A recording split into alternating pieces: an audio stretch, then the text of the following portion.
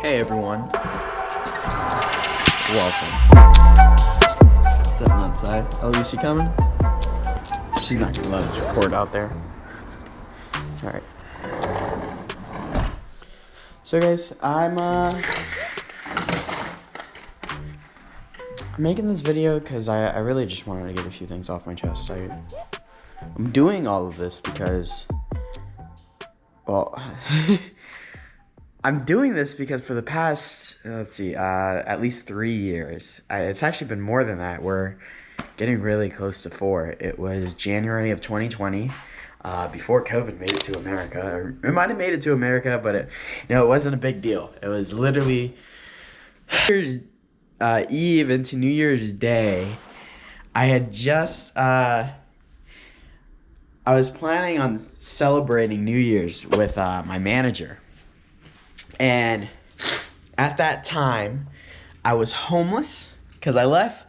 I basically chose my job over where I was living because I was living with some extended family, you could say, and they kicked me out because I was never home. I was working over 100 hours a week. Literally, the only time I would come home was to sleep. It took the drive, and I didn't drive at the time. I actually took a bus. So I spent I was living on probably less than $100 a month. $150. No, like $120. It was more like maybe 30 or 40 bucks a week, and 25 of that every week would go to the PA bus department. What are they called? It doesn't matter what they're called.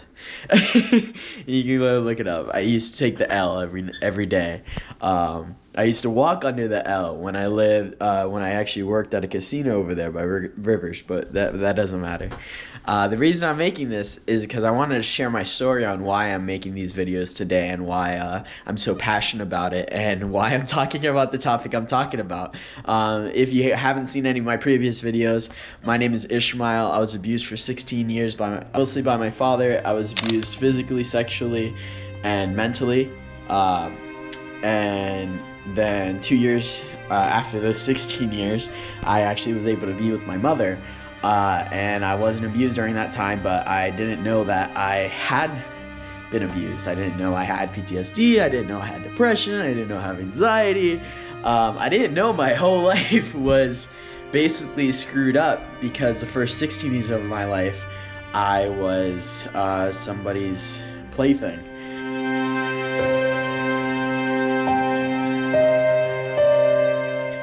And multiple people. It wasn't just my father. It was many people. I was an abused child, and people can see that. And when you see yourself as an abused victim, people will treat you that way. And that's my whole journey. That's why I'm making these videos, is because I changed my life. I'm not a victim anymore. You don't come up to me and you don't see a victim. You see somebody who's conquered life, and I'm really proud of that because I'm not fit or anything. I got a little chub, but I don't care about my chub. I don't care that I got 5'7" and 200 pounds or something like that. And I really don't care if I'm a little bit overweight or if I'm a little round on the cheeks. It gets to me a little bit sometimes, but you can never take away from me all that I've conquered. You can never take away all the things that I've had to surpass within myself, not outside. Nobody outside can even come close to the things that I said to myself, that I believed about myself. And I know there's people out there who are just like me, who believe things that aren't true. But to you, because you're saying it to yourself, because you keep on putting it into your head, you believe it. And you become it. And people treat you like that. And you think, and it compounds. It's a compounding effect, because you keep on thinking, well, I'm not worth this. I have this nice place, I'm living with those nice people, but I'm not worth this. You know what? I'm probably worth something more, but I actually don't believe that in my heart. I'm not actually taking steps to get there. I had to take so many risky steps to get where I am today. I had to not eat for 8 days to figure out if this is actually what I wanted to do.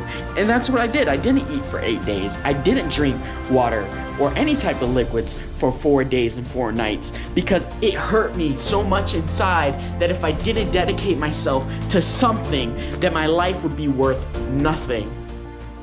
And I would see these people every day because I worked at Walmart. I used to do direct sales for Xfinity. You might have seen me on the streets. I'll contact you one day about this because this is what matters. This is why I took down your phone number that day. This has always been my why, is to change the life of people that I don't even know because I want to help, because I feel the pain, because I still feel it. I feel it right there. Because I felt it all my life. And it was my pain that I was feeling. But now the hole that's in my heart is for all the people out there that I know are going through the exact same pain that I was just a few years ago. And I want to make sure that what I do with my life actually makes a difference, actually changes at least one person for the better. Because then it will make my life worth it. And I know I've already done that. I used to be a lifeguard. I used to actually save lives. But this kind of saving is different because it matters to me in my heart. It matters to me. It feels like my whole life. Because I've written a book, and it's crazy because it feels like a true adventure to have to go through my whole life hating myself, feeling lonely, feeling anxious, feeling depressed, hating myself, wanting to die.